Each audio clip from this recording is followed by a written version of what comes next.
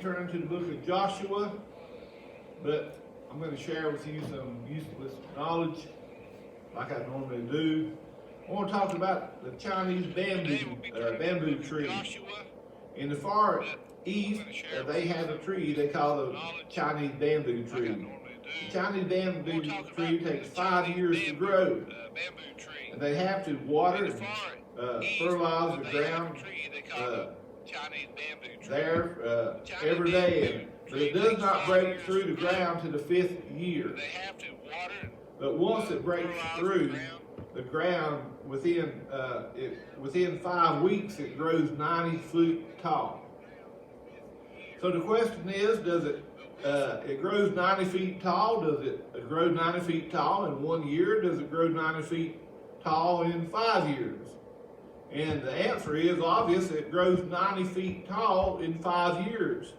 Because at the time that person, because any time that person stopped watering and nurturing and fertilizing that ground, that dream, that vision, that gold, that bamboo tree would have died in the ground.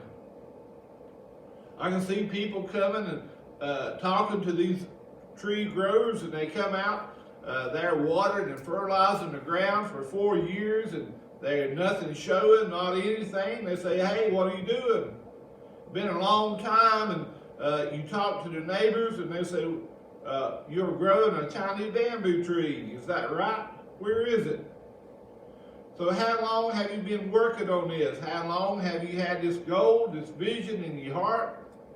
And this is all that they have to show. People will do that, and they will not see the results happening very quickly. People will just give up.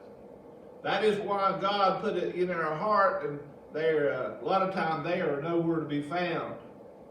But if God has planted something in your heart, keep watering it, keep fertilizing it, deal with the things as they come, and do not let them catch you off guard. That's faith and patience drives you to action. You know, you've got to keep on working on your dreams, your goals, and you know what? A call to preach, a call to teach, a call to sing, a call to play an instrument is a call to prepare. You've got to have that heart. You've got to keep planting and studying and working. I'm thinking about a man in our church. I think the world of him.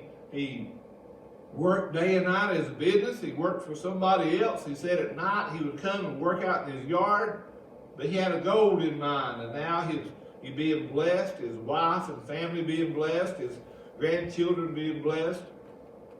He had that goal. He worked hard for a long time, and people probably thought, well, what's the use?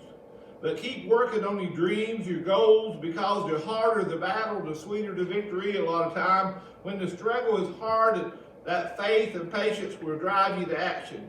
What you become in the process is more important than the goal, the type of person you become, the character that you have built, the courage that you have developed, the faith that is manifested in you have caused you to become strong.